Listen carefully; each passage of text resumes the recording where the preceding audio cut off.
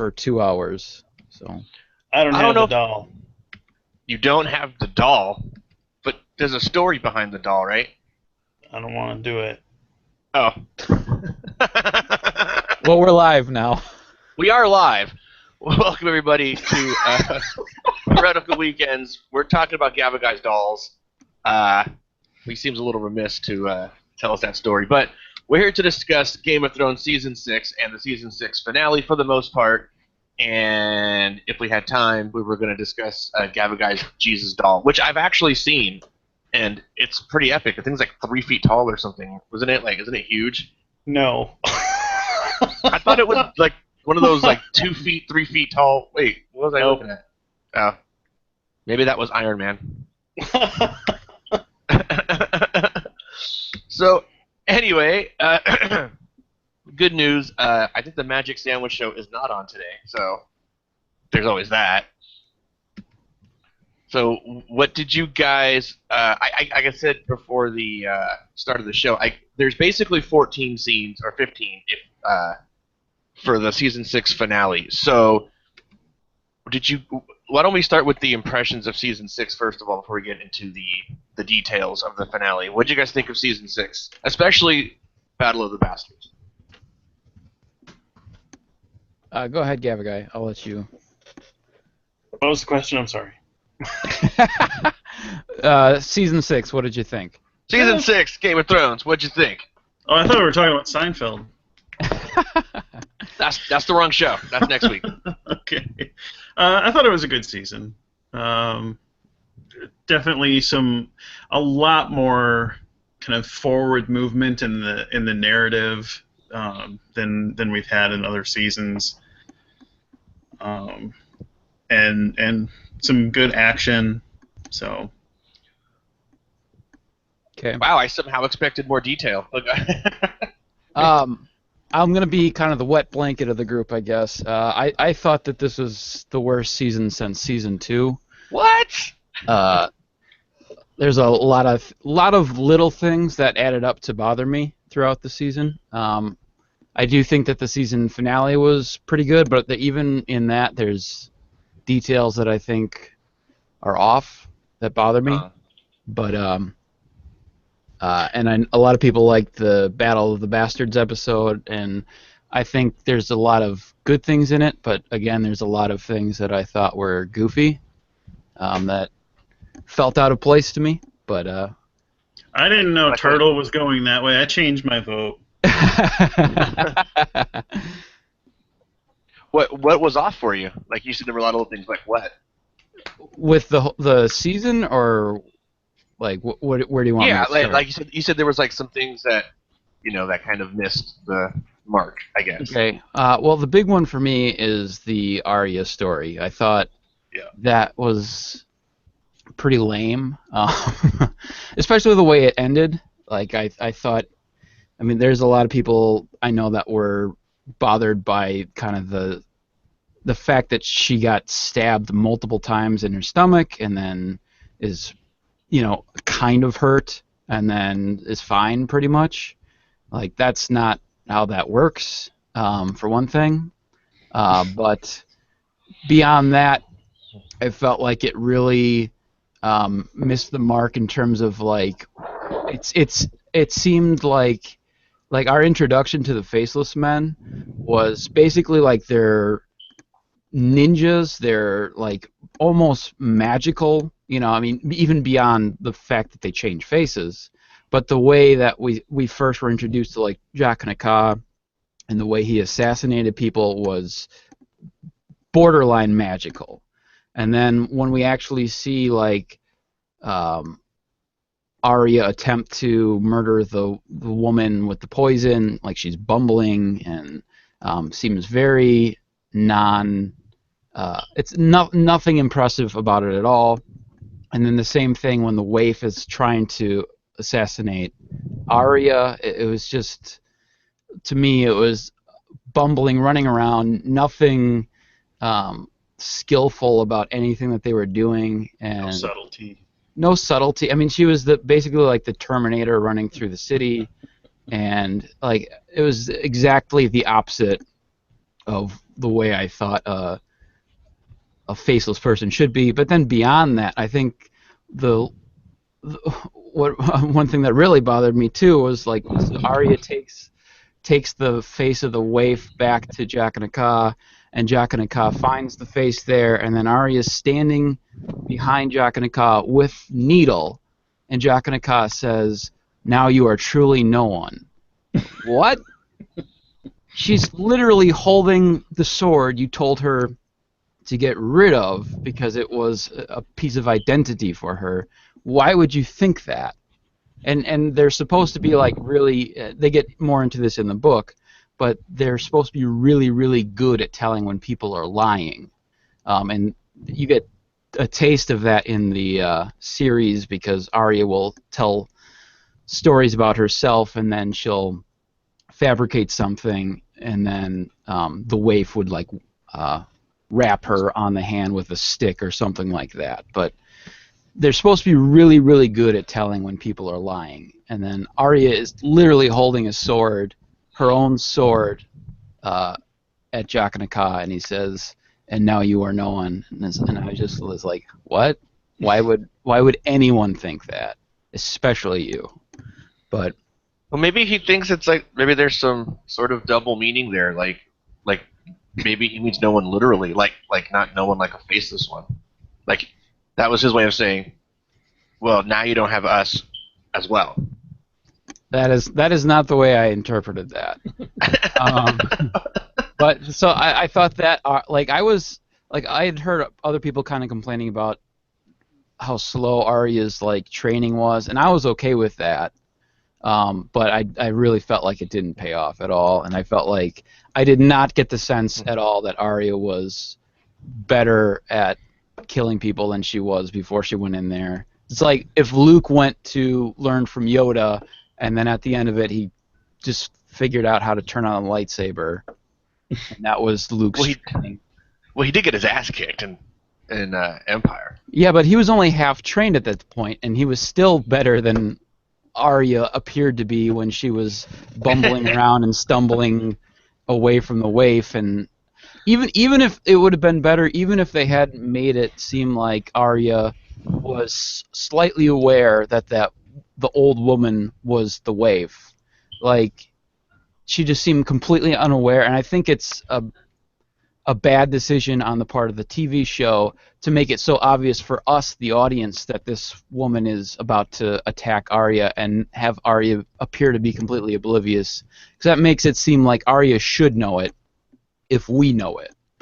But so that was one thing that bothered me. But is the wow, Arya tell us how you really feel.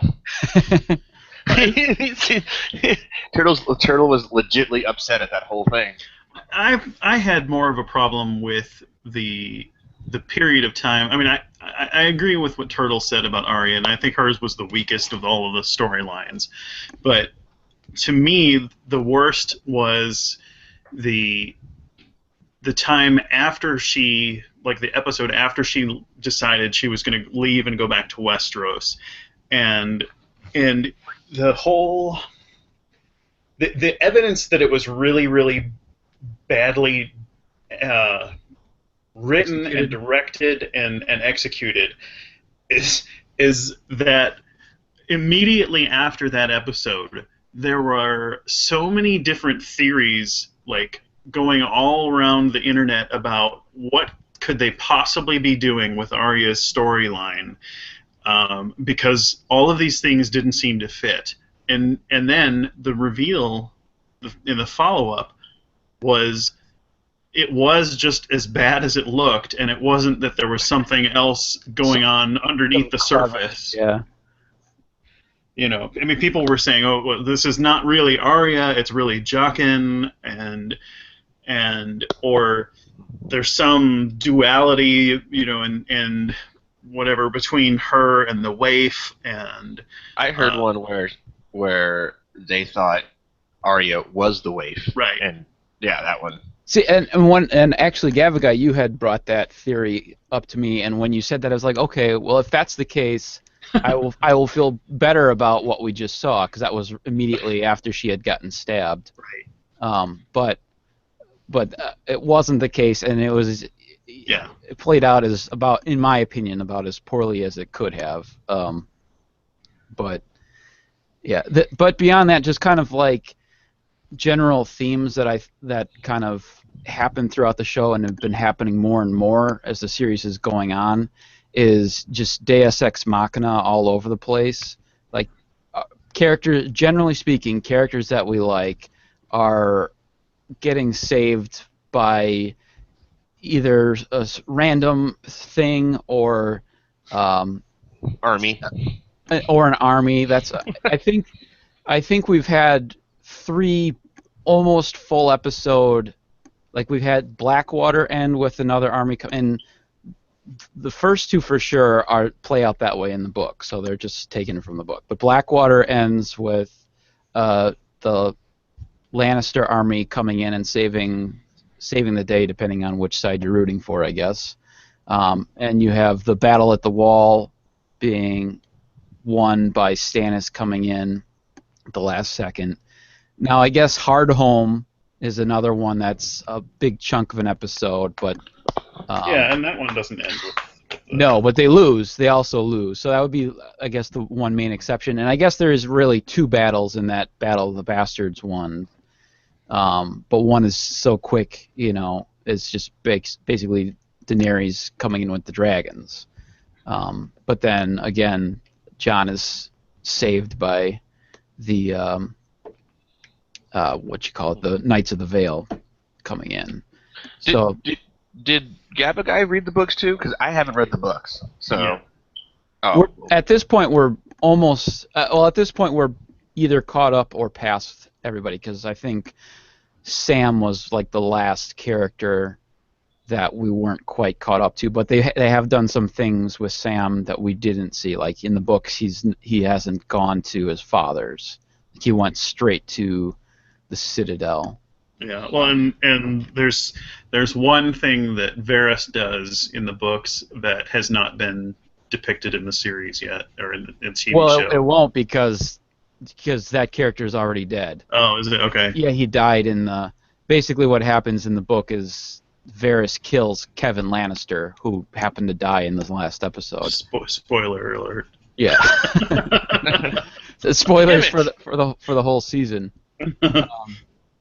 But I heard this great fan theory that Varys is actually a woman and is actually the mother of one of the other characters. Whatever. There's some of these theories are just so dumb. Shit. Well, but I guess I'm the only one that's left. How do I follow Turtle's scathing review of season 6 and Arya and the whole thing? I understand what why people are upset about the Arya thing. My only qualm really about that whole storyline is I really wanted her to come out more of a badass than how she did. Right. That's kind of the bottom line for me too. And I think the idea that I think the point of that whole thing was to push her character, to almost a point of no return, only for her to find herself, right? And I kind of remember who she was or what her family stood for, I guess. Right? Yeah. I think what's confusing to me, too, is the end of last season. We actually saw Arya be a complete badass when she killed Sir Meryn, who was the creepy Kingsguard. Right? Yeah. And she seemed like, okay, she has really made a lot of progress since when she started, but then basically through this entire season we don't see anything like that. In fact, it seems like she hasn't learned much of anything until maybe this last episode where off screen she manages to kill a couple of Freys and then get Walder Frey. Well, for me that was my favorite scene from the finale, but then when I sat back and kind of calmed down, I go, did she really have the face skin in her bag, from all the way from where, you know what I mean? Like she had to carry that thing with her. or else get a new one. Or yeah, I mean, are those things like magically preserved, or did she steal one, or yeah, like how do you go about, is there some sort of magic there, or but then again, I'm Yeah, I don't know. In the books, I was always under the impression that it was more of a magical process than it appears to be on the show. all right.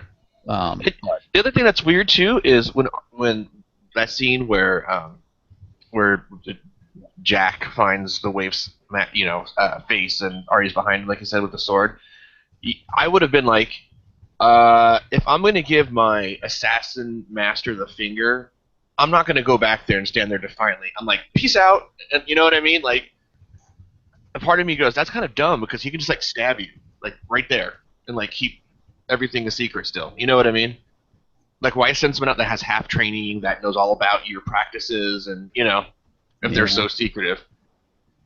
yeah, I did rewatch the last two episodes just yesterday, and I do think for the most part that last episode is quite good. I mean, I think that's like that episode. The last two episodes kind of make the season significantly better. I think last season also started off really slow, and then um, when you get to about episode 8, which is the one that has Hard Home, like last season really picked up, and a lot of good and interesting things happen. I mean, I feel like this season like is primarily the wait to have Cersei actually be able to get her revenge or whatever. Because honestly, King's Landing is basically just a giant wait for that moment. And most of the stuff that happens in King's Landing, with probably the exception of that really good scene where Jaime shows up with the Tyrell army at the Sept, and they're about to do the Walk of Atonement with Marjorie. Like beyond that scene, there really isn't much that happens in King's Landing other than some, talking. Well, with that said, did you guys want to get into the heart of the finale, since we're already going there? Sure. All right. Well, we've all seen it. So, season 6, the first big sort of scenes are the sort of revealing Cersei's master plan, I guess, to retake King's Landing or vengeance or all of the above, right? Using, I forgot, what's that fire called? That Wildfire. Yeah. Yeah. Using that stuff to, my screen went black. To basically blow up everybody, killing the Sparrow, his minions. I'm not quite sure if it was her intent.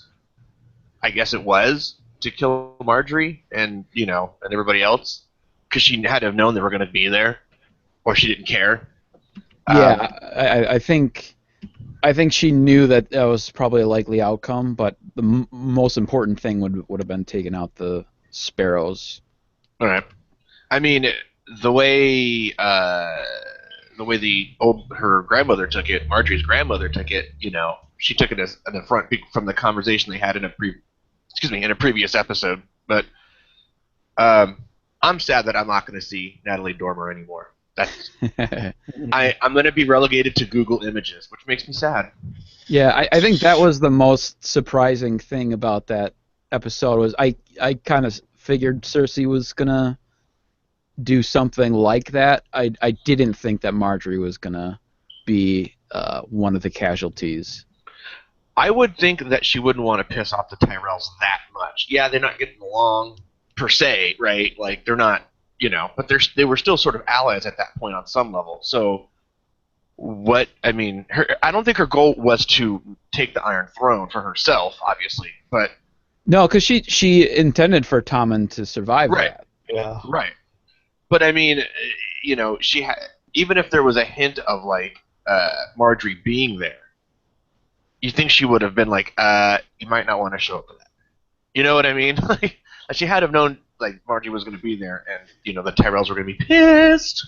Yeah, but I think she had to keep that like she couldn't tell anybody but Qyburn, like Yeah. because if Marjorie knows, of course, her brother is going to be there, and so Yeah. her brother is going to die. So she, from Cersei's point of view, she basically can't tell anybody.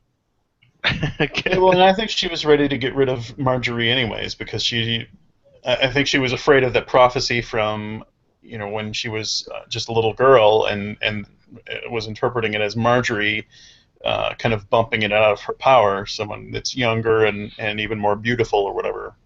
Is Right? that on the TV show? Yeah, they showed that. Yeah. There's multiple parts to that prophecy in the book, and not all of them make it to the TV show. I only remember them mentioning it. I don't remember them getting sort of specifics, like flashbacks or prophecy scenes or whatever. But that is the day my heart broke. It broke a little on the inside. So from that scene, it's just kind of jumping. So Cersei, there's a scene where Cersei's talking to the priestess. I don't remember what her name is or her title. Turtle probably does. But Septa Unella, I believe. I'm gonna punch you in the throat. The only reason I know it is because I have some friends come over to watch it, and we actually made a Deadpool where we tried to, before the season started, try to predict who was gonna live and who's gonna die. And when I made the list out, I didn't know her name. I just put her down as the Shame Lady, and then since then I have come to learn that her name is Septa Unella. Even though Marjorie died, I still have Melisandre in my heart. Even though she's 1,000 years old. With the necklace. Yeah. She has to wear the jewelry. So Cersei sort of gets her revenge, at least starts her revenge, right? So before we move on from that, because that is my main nitpick with this episode is Lancel. Like, I didn't think that made much sense. First of all, that it seems really strange in retrospect to have the scene a couple of episodes ago where Lancel and a couple of sparrows go to try to get Cersei, and they utterly fail to do that. And then in this episode, he just goes, like, the sparrow tells Lancel to go and get her again. And in my first viewing, it seemed like that he just wanted Lancel to go get him by himself, which would have been really dumb. But Lancel does have like a couple guys with him, and then Lancel sees a child, and for some reason decides in the middle of him going to get the person who's on trial and bringing them to court, decides to follow this child. But like when he does that, he does tell the other guys to go get more men. So at least that made more sense in retrospect. But how do you even know that guy's name? Lancel? Is that? He's a Lannister. Yeah, he's been around since season 1. Is he? Oh, is he really? Yeah. Oh shit. He's Cersei's cousin who she was sleeping with when Jaime got captured. Oh, is that him? Yeah. Isn't it Kevin's son? So isn't it her? Yeah. Oh, maybe it is her cousin then. Yeah. Is there anybody in her family she doesn't fuck? Yeah. But anyway, like he's like that. Like he just follows this child down into the catacombs, like for no reason whatsoever, and like there's only one child on the streets, like it's completely barren streets, and then this one child is there, and Lancel decides to follow him. Which the thing that I thought was silly was, why do that? I mean, you can show what's underneath the streets without just follow the child. The story, just show this kid and have him go down there, and it's got the wildfire, and then we know what's about to happen without having to put Lancel down there. But I think it was one of those things where they wanted to show him dying. They could have. They wanted somebody to be there when it exploded. But they didn't need to. And if they were gonna like instead of having that scene a couple of episodes ago where Lancel and a bunch of guys go to get Cersei, have a scene where Lancel is like he sees this little child stealing something, or so he would have some reason to follow this child in this scene. But Turtle knows all the guys. Like, he goes, remember in season 2, the fish merchant on the way to... I was like, what? All right, so back to the Cersei thing. So she has the septa, whatever, all tied up. She's getting her revenge, pouring wine on her and this and that. And she commands, if I'm not mistaken, if I'm reading this correctly, if I'm interpreting this right, the mountain rapes her, right? She commands the mountain to rape the septum as she's tied up. Is that what? I didn't interpret it as rape. I just interpreted it as like physically harm. Oh, okay. But I think it's left open to the imagination. But because I didn't know, because my assumption, because the way it was filmed, where when she closes the door, his back is to the door. You know what I mean? And so, in a lot of sort of film type stuff like that is sort of like, you see the legs, or but her legs weren't like spread open or anything. So I wasn't sure. But she says shame, so I just assumed like she was, that's her way of like. I don't know. I don't know if the Sparrow people are all pious and they don't have sex and shit like that. So. Nah, nobody has sex. Like, nobody's supposed to have sex, basically. That's kind of why. So, in the books, does it explain? I thought the mountain. I mean, until they don't show him that much. Instead of he's just kind of standing there, and he got stabbed or whatever. He got hit with that mace thing a little bit ago. But other than that, and it was never really revealed that he was this Jason Voorhees kind of zombie dude. You know what I mean? I mean, you can, because he was down in Qyburn's dungeon like last season up until to the end, and I mean, there's definite implications that because he was basically either dead or close to dead when he first got taken down there. Right. So. And I mean, you could see through like kind of his eye holes that he was a purplish color. Right. No, and I got that, but I mean, when he was down in the, when he was after his duel or whatever, when they showed like him slightly moving at some point, I just thought he survived. You know what I mean? Like, I didn't think he, over time they reveal like he's some sort of like zombie. But that, a zombie mountain is just as scary as a live mountain, I gotta say. But so there's that. Okay, so we don't know if the zombie hurt the septum or the whatever, or he raped her or whatever the case may be. But either which way, King Tommen kills himself by jumping out a window, which you don't have screens in medieval fantasy, so the screen has not been invented yet. Yeah, no, that was pretty surprising. I did not see that coming. Yeah, it was kind of weird. Like, as soon as he walked off camera and it was a still shot of the window, I was like, uh-oh. I was like, I know this film technique. Let's be honest, King Tommen was kind of a pussy, right? So, I mean... Kinda. he was a big vagina. So are we all in agreement, at least simply, he killed himself because he couldn't come to grips with what his mother did? Or did Marjorie's dead. Right. Yeah. And it's unclear to me how much he actually believed in the faith. I mean, it's possible that he did take it very seriously, and that the destruction of the faith was too much for him. But see, I took it as sort of like, in his heart, he wasn't really like an evil guy, and so to look upon that and see, like, this is how far it's come. This is what needs to be done. I can't do this. And like he just couldn't take it and come to grips with it. Yeah. So either which way, he's a blonde splat on the floor. Because I love how they do, like, when people jump out of very high buildings in movies, and then they reveal, if they pull back the sheet, they never really show it, right? But shouldn't that dude be basically like a pancake? I would think so. You know what I mean? More so than it looked like, but Right. we don't know for sure how high up that window was versus the ground, but yeah. Well, they do see quite a bit of the city. You know what I mean? Yeah, but I mean there could be kind of a slope between where we see and whatever. Maybe but. he hit an awning on the way down. All right, so in the next scene,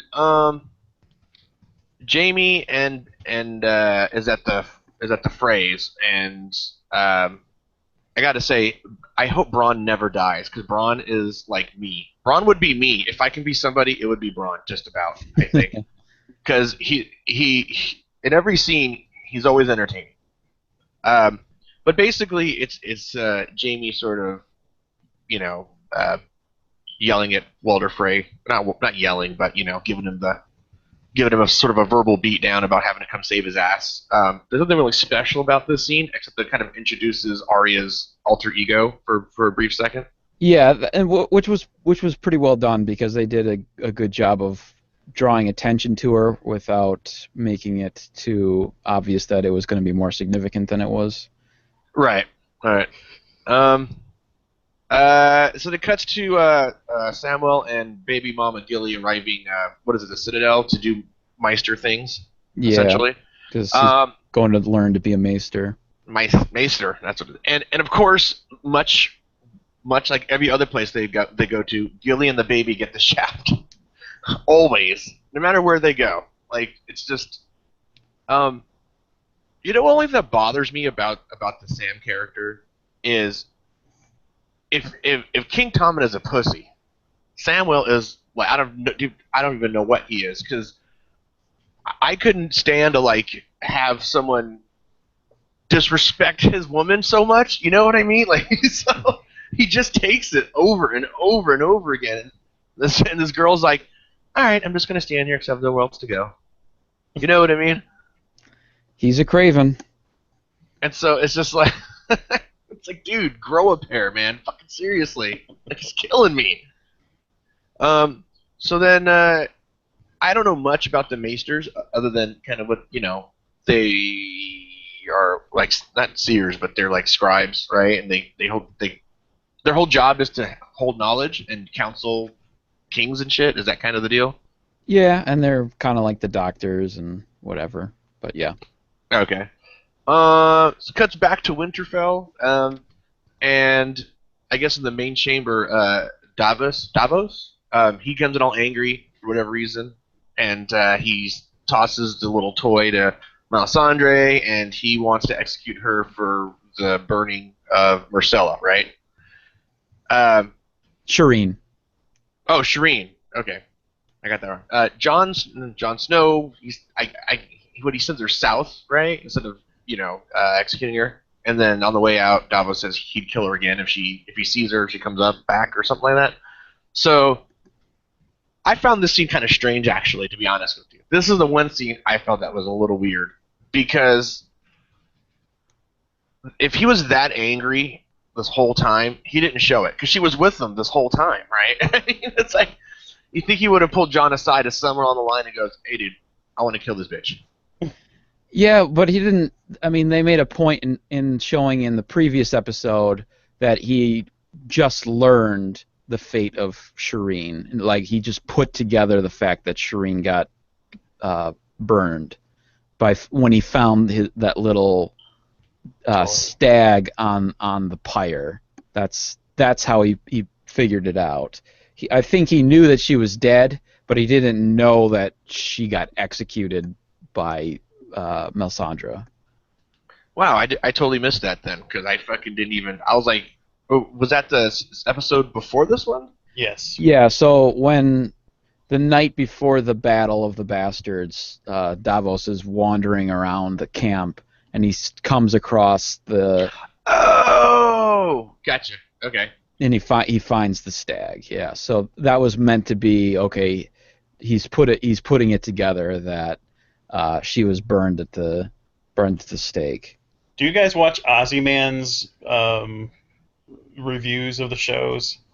No. No. You should. It's hilarious. He's like I don't know if he's Australian or New Zealander, but he gives really kind of funny offbeat commentary. But like that scene in particular, when he found that the figurine, the stag toy, he said something about how oh, this is the stag toy that belonged to my former reading tutor or something like that, and I wonder who could have burned her or whatever, and it's good stuff. But he points out things like that you might miss otherwise, and so if you have trouble following along, like Heathen. Oh. How dare you? I don't. That was one of those scenes where it's like, have you guys seen the SNL skit where they brought back Jon Snow? That episode. Yes. And it was whenever that guy's on scene, where that part where they're like, we're just gonna stare into the camera for a second. You know what I mean? Like that's what it was like to me, where it was like, okay, let me read this email real quick. So I must have missed him doing something. I don't know. Yeah. But, Went to make some more popcorn. Yeah, pretty much. So after that, John and Sansa have a moment, I guess not the rafters, but whatever that thing is on the top of the castle, and they're watching Melisandre ride away. And they're discussing if Jon should stay in the Lord's Chamber, and he's like, "No, you should stay there because you're the Lady of Winterfell." And she's like, "No, you should stay there because you do Stark things." And so they go back and forth, and I think this is just more conversation that leads into the later part where about if John's Stark or not, and you do get the one moment where Sansa's like, "Oh yeah, I probably should have told you that I had an army." Yeah, I'm getting to that next, battle. By the way. Yeah, I'm getting to that next. Yeah, but I don't like when I'm so used to American film and cinema where they show a male and a female, right, and they'll show behind one of their heads in like sort of a 25-degree angle. And it always looks like they're about to kiss, especially if they're just staring at each other for a second. And I always get that weird, creepy vibe, like, dude, that's your sister, you know what I mean? But like, you know what I'm saying? I don't know. It's like, have you ever seen Bates Motel, the TV show? A little bit. Well, they do that a lot because they imply, some, incest is best, and so it just weirds me out. Where I'm like, dude, I mean, she's hot, but I mean, dude, that's your sister, and it's like, but is she? Right, but even then they grew up thinking that way, Yeah, so totally. So anyway, and then she goes, "Oh, by the way, I should have told you about the Knights of the Vale and all that, Uh-huh. And I'm in his head. I'm sure he's probably like, "Yeah, bitch," but he's like, "No, we should trust each other." Now, I don't know what reason she had not to trust him to begin with. I mean, why wouldn't she tell him that? You know what I mean? Like, that didn't make any sense to me. Yeah, especially because in that scene where they're actually talking about the battle, like, there is a giant window where she could have, like, because he's like, well, what do you want me to do? And then she doesn't bring it up, and then she never gives a reason for not. She apologizes for not telling him, but then, I mean, it's not like a little detail. Well, I think they kind of implied that it was that she didn't fully trust that, which doesn't make a whole lot of sense. But I mean, he says something about how they're going to have to trust each other. So I think it was implied that the reason that she didn't was because of a lack of trust. Which what would he have done with the situation differently, apart from maybe not rushing into the battle, thinking that it was. If they would have waited a couple hours, they would have had cavalry. Yeah, he was going to send a raven over to the what's his name? Littlefinger? No, the guy they fought, the other bastard. Oh, Ramsay. Ramsay, yes, thank you. Was going to send a raven over to Ramsay and tell him, "Oh, hey, the Knights of the Vale are heading our way. If you cut them off, you could take them out separately, and then ambush them and then attack us later with your full force." Yeah, it was. well, because he's so honorable that he might feel obliged to inform. Sure, that makes sense, right? Yeah, I just didn't get it, and it's like, and quite frankly, like, and they did this in Lord of the Rings a lot, but there was a scene. It takes a long time for one army or whatever to completely surround another army like that, and they did it in Lord of the Rings, where the orcs like in a circle. Yeah. That takes a lot of movement. I mean, a lot. I mean, if anyone's ever played the Total War video games, like, I know it's not like exact science, but when you move a unit, they spread apart. They have to reform. They got to get back in range. It's a time-consuming deal. Like, they were just. I looked away for a second. It's like, hey, they're surrounded. Yeah. Yeah. If I can, real quick, since we're talking about that episode, like I felt like that's a thing where I felt like that's a weird detail that feels off to me in that episode. Is one that felt that strategy felt to me out of place in like a medieval setting, because that's more like a Greek or Roman type of thing. But beyond that, it seemed odd to have Ramsay, of all people, who is basically just chaotic, have this very well organized military strategy of surrounding those guys. It just felt like if you're gonna have that in the show, don't have Ramsay, of all people, come up with that strategy and be able to get his men to do it. Well, it wasn't. Whatever. I don't know much about the Ramsay character. Like, if they detail more about him in the books in a way that made sense. But what I will say is the reason the Greeks did it, or they had centurions and that kind of thing. There's a reason. Even the movie Troy, which wasn't a great movie, but or 300 or any of those movies, they're not like great movies. But if you notice, they stay in a line, like a big wide line, right? That's a couple people deep.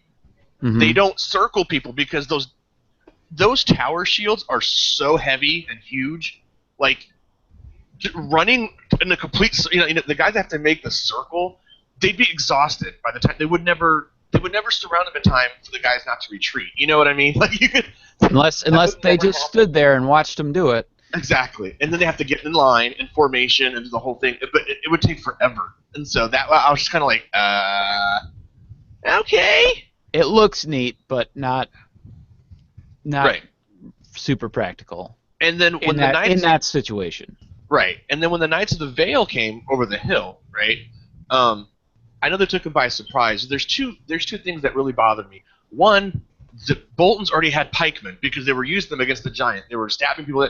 So their back line of pikes would only have to turn around, and then the cavalry's like toast. Well, not toast, but I mean, they're not gonna wipe them out as easily as they did. But and then there's an overhead shot of it shows the cavalry coming in, right, and like running through the Bolton guys, and I'm like, as they're coming in, I'm thinking to myself, oh man, they're gonna run over Jon Snow's men.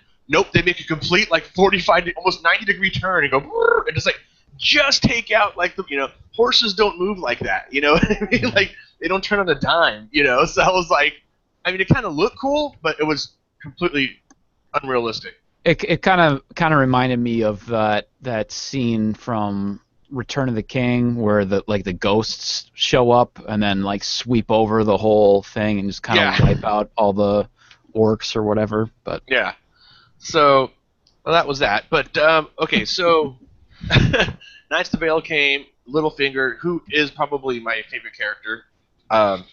If I wanted to be one character, it would be Littlefinger. Everyone likes to be Jon. I want to be Littlefinger. I don't know why. He's awesome. So it cuts to the old lady. I forgot what her name was. Turtle. You're gonna have to be more specific. The Tyrell lady. The grandma. Queen of Thorns. Yeah, her. Grandma. Yeah, Grandma Tyrell is in Dorne, right? With another great scene because she steals whatever scene she's in. To me, she's a great character. She's completely awesome. Just talk smack to her. You know when you're old and you're crotchety and you just don't care. You know what I mean? That's just what she reminds me of. But So they offer an alliance, and she's not interested in that because of how Cersei took out pretty much everybody in her family. Well, not, their granddaughter and her grandson and all that stuff. And so they offer her she says, "I misspoke. It's not an alliance. I offer it's vengeance." And then Varys pops out, and then it cuts to a scene I think of Daenerys, right? So because that's the next scene. Okay, yeah. Yeah. So that's a pretty important moment in the series to me because at the end of this episode, we'll get to that scene, but I sort of knew at least either at the end of this season or the beginning of the next one, they're going to have that epic shot of the ships going to Westeros and Daenerys and all that stuff. So I'm glad I called it correctly, but this is a pretty big moment because Daenerys has an army that is pretty much looks unstoppable just from the numbers. And the dragons. Right. So, I thought it was a really cool scene. It's kind of important, but it's kind of a cutaway scene because she goes on to dump her boy toy. I'm talking about Daenerys now. So Daenerys, it cuts to a scene where she's back in Marine talking to that guy that she's been banging on the side. I don't know what his name is. Dario. Dario. He's the leader of the Second Sons. Am I not correct? You are correct. Nice. So she says to him, "Hey, dude, I can't have a lover come with me to Westeros because I may have to marry some guy, and and he's like, well, who are you going to marry now, or that kind of thing." And she says, "Well, someone's got to stay behind and watch Marine because they just got sort of their independence or whatever." And he's like, "I don't care who you marry, I just want to be at your side, blah blah blah." And she's like, "Hey, dude, you swore your sword to me, and this is what I command." And he's like, "Bitch," and then he leaves. And he didn't say bitch. So, what do you guys think? The dumping of Dario. I didn't have too much of a thought of that, other than I was a little disappointed because I had picked Dario to die in the Deadpool, and for all intents and purposes, he is dead, in that he's not relevant to the story anymore, but he is not actually dead. So that was my only quibble with the actual Dario part of that scene. My wife was disappointed that he's not going to be much in the show anymore. Yeah, he's a good character. No, she has other reasons why she. Yeah, I don't think that's the reason. Sure. As long as Jamie is still there, I think this show will still hold her attention. You know what's funny about Dario is he's in love with Daenerys, right? Everyone falls in love with her. But it's kind of funny because as a guy, right, let's say you get dumped, right? And then forever and a day he can go, "Dude, I banged the mother of dragons." I mean, who else could say that? You know what I mean? Like I hit it. Yeah. It's a very proud moment for a guy. And live to tell the story. Right. Like if she wins and she's on the Iron Throne, he goes, "Dude, I hit that at one point." I mean, it's better to have hit it and lost than never to have hit it at all. You know what I mean? So, that's what Daenerys should have said when they broke up. That would have been. So that's what it's like. That's what I was thinking. I was like, "God, that sucks," but because he's got feelings and shit. But did you hit that, bro? Like you got to see that shit up close, right? Me and my nerdy friends had to pause. Like the scene where she burns all the horse guys, and she walks out and she's naked again. One half of my nerdy friends were convinced they saw some muff. And the other half of my group was like, "No, there's no muff, just boobs." So we had a frame-by-frame shot that from a distance, up close, to see if we can see things. You got to see that up close. It's pretty impressive. That's all I'm saying. Good for that fictional character. Good for that fictional character. High five to you, buddy. High five to you, Dario. You're a hero. You're a hero to me. So it cuts back to another scene with Tyrion and Daenerys having a very buddy-buddy moment. It's kind of amusing their sort of relationship. Actually, I think that everybody who gets involved with Tyrion ends up taking a real liking to him. He's a very charismatic character to the people especially Tywin. Tywin really warmed to Tyrion. Well, except for him. But anyone that's not a Lannister seems to really like. Yeah, Cersei. So I mean, it's I like the relationship they have. See, that's how you do a scene where it doesn't look like they're about to make out. Yeah. But there's always. I thought that was a really good scene, especially towards the end of that scene. Like the Dario stuff was fine, but I thought her and Tyrion, like when she puts the Hand of the King thing on there, I thought that was a really nice and powerful moment. There were some people that said that they thought, oh, now Tyrion has fallen in love with her, but I don't think that that's what was going on, and I think that interpretation of the scene is kind of a shallow interpretation of his emotion and the interaction there. Yeah, I think it was like that. My interpretation was all about Tyrion finally feeling validated. Exactly. To me it was some acceptance. Someone that accepted him for who he was and valued him as a person and appreciated what he had to offer. Yeah. Right. So that was a great scene. I do like the interaction between those two. I think they have a good an on-screen, not like a acting chemistry together. So the next scene is the big Frey death scene, where Arya, disguised as the servant, serves Walder Frey his sons in a pie, which I didn't know, but is sort of a nod to the book. I believe it was actually I didn't go back and double check it, but I believe it was actually brought up on the TV show as well, because there is a story from I believe actually the Red Wedding episode where Bran and it's when Bran and Hodor and the Reeds for sure. I don't think Osha is there at that point, but they're all at the wall, and it's just before they cross to north of the wall, and like somebody, I'm guessing it's Jojen Reed, the little boy who was with them and ended up dying, but tells us. Sorry, you just know everybody. That's awesome. It's awesome. I'm amazed and impressed at the same time. Sorry, go ahead. Well, I've gone through the book several times, so that helps. But somebody tells this kind of fable story about. I think they just call him the Rat King, or that's probably not right because I'm probably getting that from Ninja Turtles. But whatever the case, this old character who, much like Walder Frey, broke that. Now I'm blanking on what it's called, but there's that in Westeros that thing where if you feed your guests, then they're safe, like you're not supposed to harm them in any way, and this character broke that and then ended up being tricked into eating his own offspring or something like that baked in a pie. So I believe that was in the TV show, but like I said, I didn't go back and double check, but I was reading somebody's review where they had said that it was in the TV show.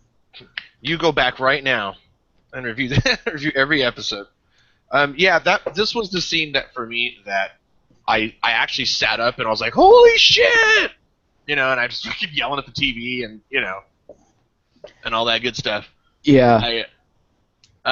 She finally put out some real badassery, Arya, and I was kind of happy to see it, to be honest with you. Well, everyone wanted to see Walder Frey die at some point. I mean, we knew it had to happen, but to have it happen in such a fashion I thought was really cool.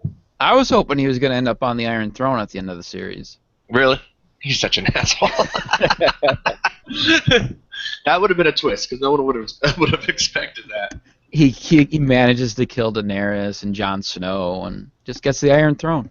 He makes a deal with the White Walkers. Yeah. So, it jumps back to Winterfell, and Sansa is sitting by her tree, and Littlefinger makes his move. They just talk about some stuff. He goes in for the kiss and gets denied. Yeah. Denied. I didn't like that. I just it seemed out of character to me for Littlefinger. I mean, I know he loved Catelyn, but I mean, he does actually kiss her in a previous season successfully. Yeah. I think he had a, even though he sold her to several people or whatever, but wasn't it implied, at least either directly or indirectly, that he had a thing for Sansa for a while?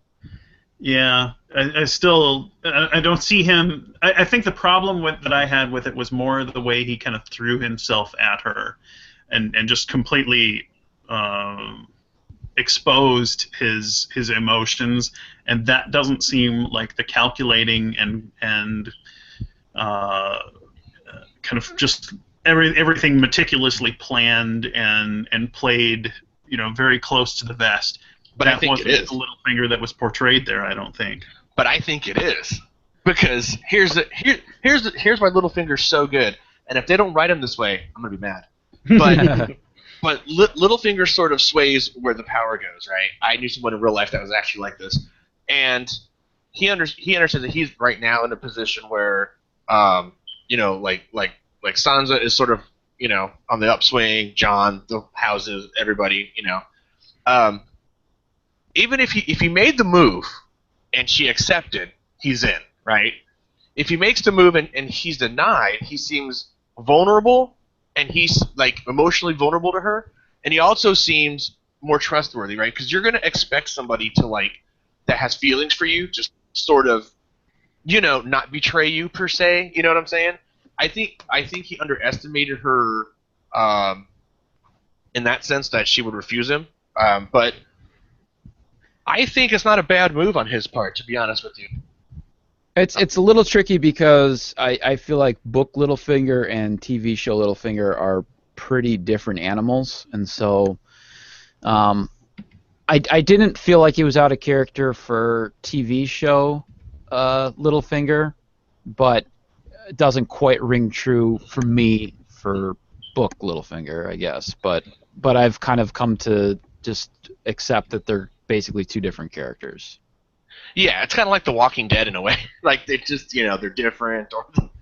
So I think either way, he is in a good position to emotionally manipulate Sansa.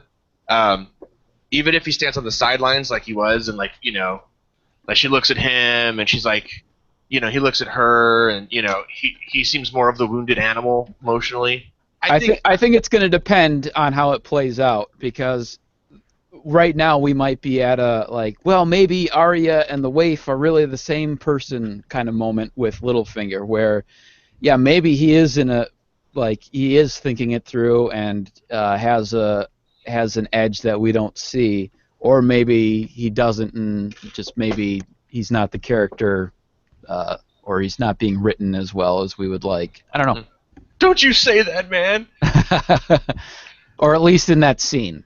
Can you imagine Littlefinger on the Iron Throne? That'd be awesome. That would just so be awesome. I have a feeling he's going to get very close. Yeah, he plays the game really well. So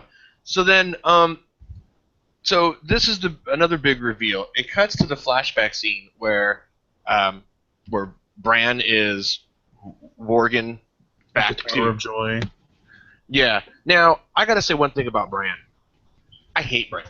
I really do. You have always, or just now, I or what? I don't like his face. Okay. I don't. He. Do you guys? It's a punchable face. It's a very punchable face. Like, do you guys remember those old Marvin the Martian cartoons from those old Bugs Bunny cartoons? Yeah.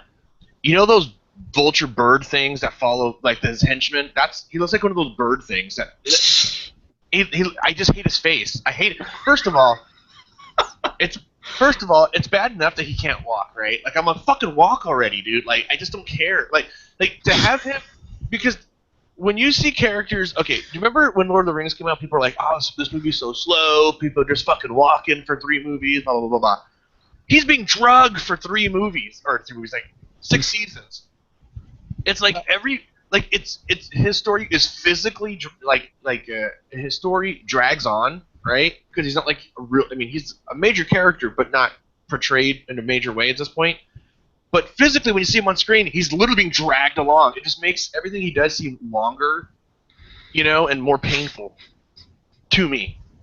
Yeah, it's a little tricky, I think, because in the book he's supposed to be significantly younger, and so the idea of Hodor carrying him around is less of a hassle.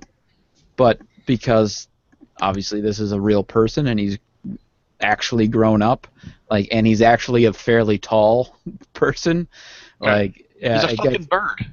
Yeah, it gets more exaggerated, and the fact that he was gone for a season and then just shows back up, he's had 2 years to grow now. So I mean, it just sucks because you go every time he's gone for a while or they're going somewhere, like, where are they fucking dragging Bran to now? Like, let's drag him this way. Let's drag him across the snow. Let's drag, this teenage girl is dragging Bran and through the wilderness. She wouldn't last 3 minutes. They have no supplies hardly. They're not prepared. It's like they haven't been eaten by animals. It's like, that would be another example of my Deus Ex Machina. I don't know how well Hodor held that door. Yeah. But that's about, I don't know, 15 minutes head start would be my guess at best. And then luckily Benjen Stark comes out of nowhere. We haven't seen him since season 1, like episode 3 or something like that. You scare me. Well, that's a guess. I don't know. At exactly the 14-minute mark, Benjen Stark. But point being, he's been gone forever, and then just shows up last second to save Bran and Mira. And he has a horse, which is and he's dead. He's undead, which is cool. I like that part, but it's like every scene with Brandon, it just makes you want to punch him in the face. Like, I don't know, it's a very punchable face. That's all I'm saying. So, so this is the big reveal, right? So, unless I'm mistaken, is this not Ned's sister that gives birth to Jon, or at least it's heavily implied? Yes, that is definitely Ned's sister. Okay, so she asked him to raise the kid because she's gonna die, right? Apparently there were no maesters around to help her, her whatever happened to her. Curious on why he chose to raise Jon as a quote-unquote bastard. Did I miss something in their dialogue that he instead of just saying this is my sister's kid? Kind of. Yeah. There is clearly they hid some, like she's talking and you can't quite hear it, but there is something audible that is also, but is quiet, where she basically says he'll kill him, and the implication is that Robert will kill the child, Robert Baratheon. Because the sister was married to Robert? The sister was betrothed to Robert. Betrothed to Robert, okay. You're familiar with R plus L equals J, heathen, right? I've seen it online, yeah. Okay. So this is, it's pretty well established now that Lyanna and Rhaegar, thank you, were the parents of Jon. And who's Rhaegar again? So the Mad King has 3 children. The first of which is Rhaegar Targaryen, and then Viserys and Daenerys. Oh, Viserys is the one that got killed by... Yeah, so Viserys was the middle child, but Rhaegar was the oldest, and he was married to the Princess of Dorne, but then we're told that he kidnapped Lyanna, who was Ned's sister, and then that is what started Robert's rebellion. And then here we see Lyanna is giving birth. And this, we know for sure this is after Rhaegar has been killed and the Mad King has been killed, because in the previous time we saw Bran go back here, Ned says that to the the Kingsguard, that they didn't see him at the battle, so that battle is already over. Both the king and Rhaegar are dead, but here is Lyanna being guarded by two members of the Kingsguard, and Ned is asking why.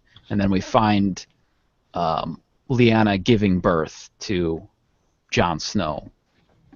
So the implication is that she was impregnated by Rhaegar. But we don't know if it was consensual. It is never established, but one might come to a conclusion based on the fact that Lyanna wants to protect the baby. Yeah. At least I do. I take it that because our main source for thinking that Lyanna was kidnapped is basically from Robert and all the people who support Robert, and so of course they're going to say that she was kidnapped. But yeah, they want to portray all of the Targaryens in as negative a light as they can, and giving them that Lyanna rejected Robert would not be that. So what you're saying is Jon is not only a Targaryen but a Stark? That is most likely the case. So he would not be Sansa's sister, but he would be her cousin. Well, that's okay. Yeah. But they grew up together. I mean, it would still be weird, but Oh yeah. it's not like Cersei and Jaime or anything. But Cersei's like, I fucked my brother, I fucked my tutor, I fucked my, it's just everybody in the sun, dude. My dry cleaner, just everybody. She just doesn't stop fucking. So, okay, wow. So then he has a larger claim than just about anybody. Maybe he's still a bastard, though. It's hard to say who would have a better claim, Daenerys or Jon. Well, we don't actually know that he was a bastard for sure, do we? Well, I guess because he was already married to, what's her name, right? Yeah, the woman from Dorne. Yeah. Ilya, maybe. Yeah, that's right. I'm just gonna say character names just so Heathen can laugh. I don't know, because when you read the book, like you made a good point. You read the book, so when you actually see the names, it's different. It sticks to your head, right? Like when you watch a TV show, if you don't catch the name, but you recognize the faces. You know what I'm saying? Yeah, definitely. Yep. That's what you kind of remember. So, all right. So Jon, thumbs up, buddy. Yeah. Well, here, to me, obviously that's of major significance, but I do have to point out the fact that Ned Stark is like so much more awesome in light of that information, right? Because he like honor is the most important thing in the world, it seems, to Ned Stark. But then you find out he's willing to sacrifice his honor this whole time in order to protect Jon Snow, and to an extent Lyanna, to keep his promise to Lyanna. One of the questions I always asked myself early on was, obviously Ned and Catelyn were a different type of people than the Lannisters and everybody else. And so when they were with each other, I was like, wow, this must be like a medieval setting or something, because she's really okay with him having a bastard just running around. You know what I mean? Like, you would think like it would be a constant reminder of his infidelity, Well, he is, and Catelyn actually treats him like shit especially in the book, but even on the TV show, there's one scene where just before Jon goes to the wall, he goes to say goodbye to Bran, and Bran is still in a coma at that point, and Catelyn is there tending to him, and Jon just kind of like comes in the room and she's like, "Get out," basically. I don't remember that. That's a long time ago. Yeah, yeah. She's softened up quite a bit in the TV show because she is pretty nasty, especially at first in the books. Oh, okay. All right. Cool deal. So the next scene is Winterfell, and another Lady Mormont stealing another scene. There have been cries on the internet for this character to have a spin-off because she's awesome. Yeah, when she first appeared, when Jon is going around trying to bring the people to his side, I literally paused the show and like said to my friends who were watching with me, I think she's the most competent person in all of Westeros. She is. So they're in like I guess the main chamber, I don't know, guild hall or what do you want to call it, and all the guys from the houses are there, and essentially Lady Mormont stands up and says, "Hey Dick, you weren't there, and the Starks were there for you, and hey asshole, you weren't there, and the Starks were there for you, and and they killed your dad, and what the fuck."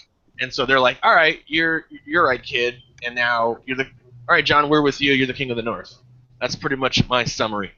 I have to give a special shout out that Lady Mormont is a cool character, but I also really like the actor who he was the one that Jon went to get help from, and then he turned him down, and then he's the second one to proclaim Jon King in the North. Like I thought that and he's the one who like really shouts King in the North, and all the rest of the hall like stands up. Like I don't know what it is about that guy, but I think he's a really good actor, and I very much look forward to seeing that guy around in the future seasons. Yeah, and neither one of them have gotten their periods yet, so it's awesome. So yeah, I think I don't know who the actress is, but she's obviously very young, but she's an excellent actress. Yeah, excellent actress. And even though it's funny to me, what's funny to me is I understand she has a title, and the titles are very important, especially in a medieval type setting and stuff. But at some level, the guy that's like 56 that has seen like a veteran of battles and stuff, and this young girl stands up and starts berating him verbally, on some level you think they'd be like, you know what I mean? Like, right, just to save face. Yeah, but they're just like, no, this 8-year-old girl was like yelling at me, so I'm gonna stand up and go with her. Yeah, to me, the whole idea that they're going to throw in with another King of the North doesn't seem realistic to me. I was a little disappointed in that. I'm like, oh, here we go again. What is their end game here? Yeah, the thing that I thought was kind of weird about that was the fact that Jon really didn't win that battle. I mean, he lost the battle, and Littlefinger or Sansa basically saved his ass. He was completely surrounded and was about to be killed and then got bailed out. So he didn't really avenge, I mean, other than being the one who actually then took down Ramsay, who was not actually involved with the Red Wedding, was not avenging the Red Wedding really at all. He killed his brother. What's that? He killed his brother. Who killed whose brother? Ramsay killed his brother, or his half-brother, with an arrow. No? Oh, well, yeah, but that wasn't the Red Wedding. No. But I'm saying, I mean, that was enough reason for him to, beat the dude in oblivion. Sure. No, what I'm saying though is that they all said Jon Snow avenged the Red Wedding, and I'm saying that he didn't really avenge the Red Wedding because I mean, the Red Wedding, yeah, the Boltons were involved. Roose Bolton was involved, but it was Roose Bolton, the Freys, and the Lannisters, and none of those people are here. And Jon didn't really do it anyway.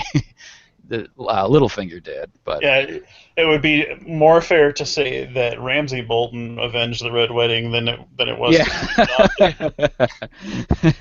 Doesn't anybody like when Ramsay Bolton was first introduced? Doesn't he look like an evil hobbit to anybody else? Yeah, a little bit. He looks like an evil hobbit with that kind of curly hair and like if like there was a Hobbit serial killer, like he'd be the guy I would cast immediately. I will say though, they did a good job of casting that guy. Because he is creepy, but he also was not actually that creepy when you first met him. Because if you recall, Yeah. he appears to be helping Theon, and he doesn't come off creepy until you realize, oh, he's not going to help Theon. I actually read somewhere online where he did an interview and he said there are scenes that when he's done doing a scene, he has to step away and calm down and do something like just completely different because his character is so different from him. Like his character is so abhorrently cruel, and he's not like that. Like he just has to like step away and go, dude, I gotta calm the fuck down because that was yeah. He's totally just saying that so he doesn't seem like a weirdo though. Right. Well, he was in another TV show, a British one. I forgot what it's called, but he's part of a group of teens that gain superpowers, and he ends up being a major character, like a time traveling, like turn invisible or some shit. And it's funny because when he's in that, when he's in that TV show, the premise is that they're kids and they're doing community service, so they make fun of him because he looks kind of nutty. He has like the crazy eyes and shit. And so they cast him in this part. I was like, oh shit, it's the crazy fucking guy from that British TV show. And then he has big nuts in this show too. I'm like, well, now he's gonna be typecast as like insano, and everything. You know what I mean? Like, yeah. I don't know if you guys know what the crazy eyes is. Do you guys know what the crazy eyes is? Is Ramsey's eyes. Yeah, it's the thing where you can see the white like outside their pupils on the top and the bottom. You know what I mean? Like the eyes are so like wide, it almost seems like you can. I don't know if that makes any sense. Never mind. Fuck it. All right. So the next scene is kind of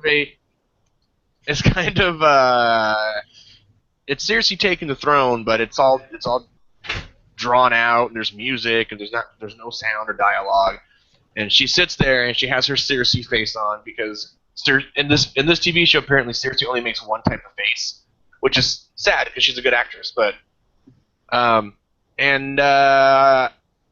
off to the side, Jaime's there, and he doesn't look very happy that she's sitting there with the crown. She looks at him, he looks at her, and I have a feeling he's not going to be happy that Tommen's died. It's hard to say because I can't even recall a scene other than the one where Tommen dismisses him from the Kingsguard. the Kingsguard, where they're actually interacting, or even in the same room. Yeah. He didn't give two shits about Joffrey, but Joffrey was also horrible, and Tommen was not. He seemed to have some affection for Myrcella 2 seconds before she died. But I don't know. Like, to me, the thing that I thought maybe Jaime would be opposed to is the fact that Cersei basically did the thing that Jaime stopped the Mad King from doing, which is blowing up the city. And that maybe he would be opposed to that. But if that's the case, I think the show should not have had Jaime like repeatedly say something like, "Who gives a fuck about anybody else? It's just me and you," and don't have him constantly saying like, "Let the world go to ashes" or whatever, and it's just you and I are the only ones that matter, because then when she actually did that, if he's upset about it, it's a little weird. But if that is in fact what he's upset about. Yeah, I don't know what he didn't have a smiley face on. He had a bit of a frowny face. So Yeah. and then like I said, Cersei only has a frowny face. So it's like you can't tell what she's feeling. But so yeah, it's kind of weird. And the only thing I can think of really is seeing Cersei on the throne is, can you fucking grow your hair out already? I mean, are you trying to look like Joffrey and Tommen? I mean, you know what I mean? Like Lena Headey is not a bad looking woman, but it's like, dude, come on, grow the hair out already. Your brother wants to have sex with you. Grow your hair out already. So, Did you notice Qyburn had on the Hand of the King badge? So apparently he has been named Hand of the Queen in this case. I did notice that. Hey, maybe she isn't growing her hair out because she figures, because she looks so much like Tommen now, maybe no one will notice he's gone. Like, hey, nope, I look like a dude. So, I think she looks cute with short hair. Yeah, Heathen, you've got some issues here. No, it's not even. It's not even like it's a bit of a pixie cut, where she can style it and it looks cool and stuff. It's like she looks like Mo from the fucking, Three Stooges, dude. Like it's not. I'm just saying it's not very flattering. That's all I'm saying. Grow the hair out, Lena. All right, so and I think the last scene, which is the scene that I called from like episode 1 of this season, is Daenerys finally fucking making the trip to Westeros. With a combined army of the Ironborn ships, right? The Grey Worms dudes, the Unsullied, the Horse dudes, and dragons, which is that seems like a win to me. But I don't know how big her army is. Well, you're also missing 2 other things. There are Dornish ships, and there are also Tyrell ships in that fleet. Oh, that's right, the Tyrells and. Which is confusing because I don't know why they are sailing with her to Westeros, but they were there, nonetheless. Maybe they met up on the way. Maybe they used that new Waze app and they just kind of met up on the way. But yeah, that's a big army. Now, if I'm not mistaken, there are 4,000 to 6,000 horse guys. Am I wrong in that? Dothraki? Dothraki, yeah.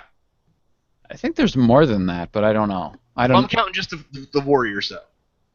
Yeah, I don't know. There isn't that many Unsullied, right? How many Unsullied do you have? A couple thousand? Yeah, and there's presumably been some that died. Right. I mean, is it me or the Unsullied? I'm completely not impressed with them when they got to Marine, because they were portrayed as like these badass, unfeeling. They don't feel pain. And they get to Marine, and some fucking dudes in a gold mask like start shanking them and shit. And one Unsullied should kill like 10 harpies, like easily, unless they all jump them at once, right?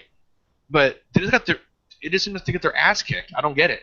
Yeah, the way I to some extent agree with that, but I do think that it's supposed to be that the Unsullied are good soldiers, and they're like on a battlefield, they're going to win that fight, but kind of in the streets or in a enclosed area or something like that where they can kind of be taken, where it's more guerrilla tactics, they can be taken out. Vulnerable. But yeah, but I do think that to some extent, like, they looked more bumbling than they should have in certain scenarios. They looked a little bit like stormtroopers from Star Wars or something like that. Yes, exactly. Like there are times when they got jumped in that arena, and it's like, dude, I get it that they got ambushed, but once the ambush happens and they draw their weapons, they should be able to like kill a bunch of guys. Then it's like, oh no, there's 2 guys, I'm dead. Like, well, come on, dude. I mean, what the fuck? So, but anyway, so I don't know. You said that the book is basically past or caught up or currently going on. So I'm under the impression that the end game, after they figure out who's on the throne or whatever, is going to be the White Walker battle, right? The White Walkers are the end game. I would think so. So my guess was always that either Daenerys or Jon are gonna sit on the Iron Throne, or they're gonna come to some sort of like consensus eventually that the White Walkers are the greater threat. But my guess is at least that in this next coming season, most of the fight is going to be Daenerys versus everybody else. Yeah, well, I don't think so, though, because, I mean, like, the real question to me is how the hell could Cersei possibly fend off Daenerys, like, even a little bit? Because really, Cersei is completely by herself at this point, because she's got the Lannisters, obviously. But she's lost the Martells from Dorne. She's lost the Tyrells. Clearly, the North is not going to back her up. The Riverlands, she just lost Walder Frey, so who knows what's going to happen if she has the Riverland support. She doesn't have the Vale. I mean, she's literally got no one on her side at this point other than herself, the Lannisters. Whereas Daenerys has all the things you just said, and I mean, who knows? I mean, I can't imagine that the North is going to side with Cersei if they take any part at all in that. No, what I'm thinking is that no, right, and you're right. What I meant was I meant all the people that are assholes are going to group together eventually because what I think she's going But to there's like none left. Well, okay, well, all right. Well, after she kicks Cersei's ass, right? Eventually, her and Jon are going to meet, which is going to be epic. Jon's not going to fight Daenerys. There's no way, right? I mean, he's gonna. I think Jon would. He may say no. He can only push Sansa so far. I mean, but I think his power stops at Winterfell. You know what I mean? Mm-hmm. And then it's going to be like, my guess is that Daenerys is going to take King's Landing, take the throne, and those two factions are going to team up against the White Walkers. That's just my guess. Mm-hmm.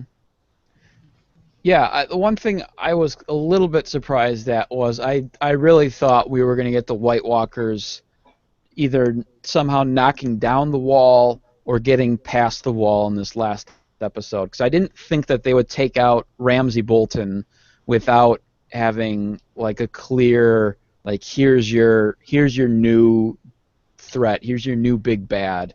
Because I mean, when they finally took out Joffrey, they had already long established Ramsay, and yeah, he wasn't like in a position of as much power as Joffrey was, but he was the clear next villain. Like, he was the psychopath, and I thought they would have.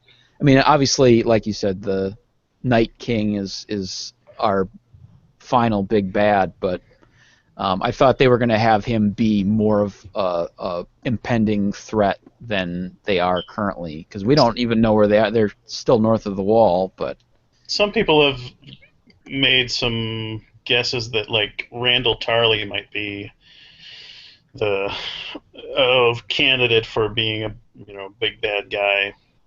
Who? Sam's father. Oh, he doesn't. I don't think he has enough clout or enough. He doesn't have enough like. He doesn't have like armies and shit. Like, well, he is the leader of a mid-level house, right? And I believe he's a bannerman of the Tyrells. So that he could make a Bolton move and sweep in and try and take control of the Reach. I think that's the name of that territory, but it's not like out of the realm of possibility. But I don't think he has the manpower. There's just, you know what I mean? Like, well, that's kind of the tricky thing about the TV show is that it's really hard to get a sense of like what kind of power. Like, if you look at Dorne, like where the sand snakes are, like there's like 5 people there, like as far as this as illustrated to us, but like in theory they're supposed to be this fairly significant power, and in the books Randall Tarley is out in the field, like I forget what he's doing, but he is like leading an army, like I think he's trying to take back a tower or something from the Baratheons at a certain point towards the end of where the books are currently. So it's not out of the realm of possibility that he would be a player. But I mean, I think he's going to have a role but I think he's going to go after Sam for that sword. But that, you know what I mean? I don't think he's going to be like a major bad guy. I don't think it would be very not exciting major bad guy. Like there was no build up for him really. He was in one episode. I mean, yeah, but there wasn't a whole lot of build up for Roose Bolton either. I mean, Roose Bolton is kind of around the periphery, and then all of a sudden he murders Robb. So I mean, it'll take a little work. Yeah, and we don't know. when he might try and do something. I'm Like not if he I'm not saying I think it's going to happen, but I couldn't rule it out either. like if he brutally murders Sam, he would be one of those like moral villains. He'd be like, fuck that guy, I want that guy dead. But he's not going to be the guy that goes, well, I'm going to take King's Landing. You know what I mean? Like, or Winterfell. Like, he's not that guy. I don't think. I mean, there's not enough episodes in the fucking season for that to even happen. I mean, what is there, 8 episodes next season? 7. 7, exactly. So it's like, just stick with working with the blonde. How are there only 7 episodes next season? Because they're doing 2 more seasons, and there's I think it's only 7 and 6 was what I heard. Yep. So they got to hurry this shit up. There isn't enough talking and staring into the camera enough to fulfill a whole 10 episodes. But and this sounds completely shallow to me to say, but there's an extreme lack of nudity in this season, which is amazing. That was the one thing I always enjoyed about the first couple seasons. Whenever they cut to Littlefinger's brothel, it was always just like, where do they find these chicks? Everyone's like a 10. Like, there's no brothel in this world where women like this exist. Hey, you got to see Melisandre naked again. Well, old and decrepit. Well, yeah. I'd still smash it. It's okay. But yeah, so that was pretty much the finale. I mean, the last 3 episodes, I kind of perused online for like reviews and stuff, and most review sites will give it like, if there's a 10, a scale of 1 through 10, they'll give it a 9.9 out of 10 for the first 2, and even a 10 out of 10 for the finale. If it's like 5 stars, it's like 4.5, 4 3/4 out of 5 generally. So everyone seemed to like it. Yeah, I mean, for me Turtle. it was easily the best episode of this season. But I feel like this season, like, I get tired of the Deus Ex Machina aspect, and like I said, the Arya thing bothered me, and there's a ton of teleporting going on this season. Yeah, that's one thing that bothered me. Like, I mean, how many instances were there? Varys, Arya, Littlefinger. Yeah, and Jaime moving from the Riverlands back to King's Landing, and yeah, there was a lot of that. And Marjorie died, and I'm very sad. Well, that's what I want. I want to that's the thing I like, is when you lose a character and you have like you feel something about it. Like, oh, I felt something. But that's what I like. Not that I want to lose characters, but like that I care about losing a character is important to me.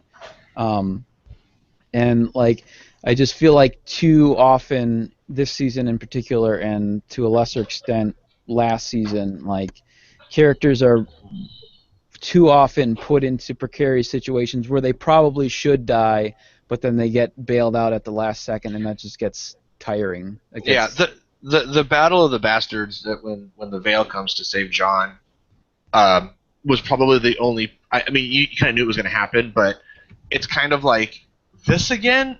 Not that he just got saved at the last minute, right? But it's the whole, I'm going to look around in slow motion at my army being decimated, and then I hear the horn, and I glance behind me, and just over the ridge come the horse, and the horses come, you know what I mean? Like, like the whole, that whole sort of cliche. It's very cliche, and it always happens in the same order, and the same thing, and that's the only part where I was like, Yeah, and you, I mean, if anybody didn't see that coming, like they just weren't paying attention, because I mean it was right. They deciphered the note. They deciphered the note on the internet before an episode before it happened. So even without deciphering the note, I mean, who else would she have been writing? Right. She's like, I know you want this. Bring the cavalry tomorrow. But I mean, then you think about it, the Vale isn't close to Winterfell, right? So they would already have to been on their way. So what did the note do?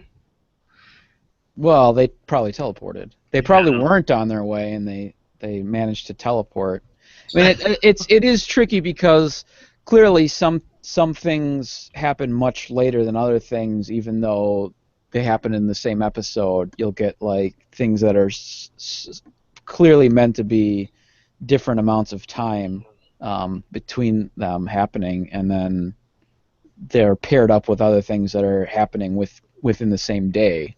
Because like I said, just moving a unit in battle, if you're going to be in formation, is a huge thing. To assemble an army, like a cavalry, and have them traipse across, however long the Vale is to Winterfell, that could take weeks, let alone months. You got to camp and feed the horses, and I mean, where's they have to have a camp set up somewhere. They didn't just ride there with their horses fully armored the whole way, ready for battle with lances and shit. Yeah, I think for me too, one thing that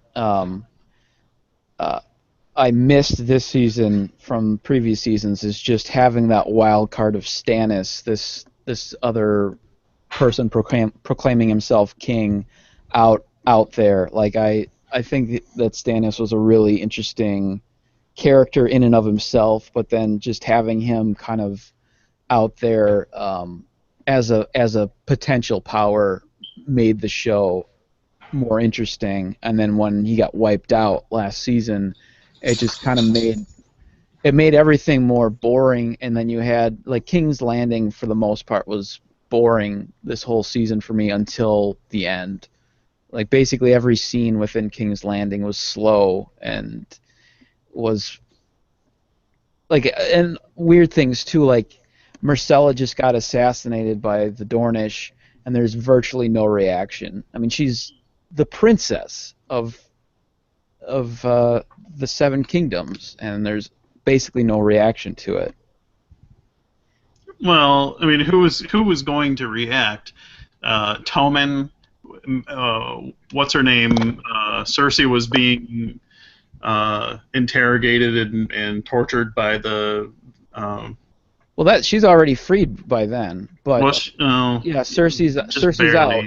Yeah, but she still had her power was still in check by the church, by the. Yeah, the power is definitely in check, but there's still basically no react. I mean, when Jaime brings the corpse home, she's sad, but that's pretty much it. There's like one scene where Jaime and Cersei go to talk to Kevin about the fact that the princess was just assassinated, and then rather than talk about it, Kevin and Pycelle and Lady Olenna get up and leave, and that's it. That's basically the whole dealing with the princess being assassinated. But beyond that, too, another goofy thing is the whole reason that in Dorne you had that uprising, that theoretical uprising and assassination of the Prince of Dorne, was because they were pissed because he wasn't doing anything about the Red Viper being killed, and he didn't care to avenge it, or at least they interpreted that he didn't care. He was this weak ruler, but then they didn't do anything. I mean, this whole season they literally didn't do anything until the very end, where they waited for the Tyrell to show up and make a deal. Well, you know how long chicks take to do stuff. Sorry. Sorry, I'm kidding. I'm joking. But just like there's a lot of little odd details that don't add up to me. But the overarching story is still very enjoyable. But I just wish they would pay more attention to some of the details, or I feel sometimes like they do things just to be shocking that don't quite add up in the long run. But yeah, but for the most part, it was awesome. Even with the plot holes and the teleporting, that show's always great. And the thing this is how I know this show is great, is because at the end of it all, right when it ends, I'm like, fuck!